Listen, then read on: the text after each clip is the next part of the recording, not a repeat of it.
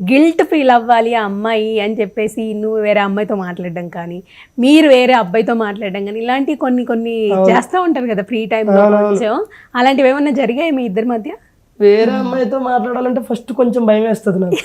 అయ్యో నిజంగా సీరియస్గా చెప్పాలి అంటే, అంటే తను ఏమంటారు అంటే మొత్తం ఒకరి మీద పెట్టేసావు అన్నట్టు ఉంటుంది చూసారా, ఆ టైప్ ఉంటుంది అన్నట్టు. బేసిక్గా నేను ఎప్పుడన్నా సరదాగా ఎవరితో అలా మాట్లాడి పక్కన ఇస్తున్నప్పుడు ఇలా తిరిగి చూసానంటే అయిపోయి. అలా 2-3 సిచ్యువేషన్లో 2-3 తిన్నాను కూడా. అమ్మో, ఎమోషనల్ అవుతుంది అప్పుడు కూడా?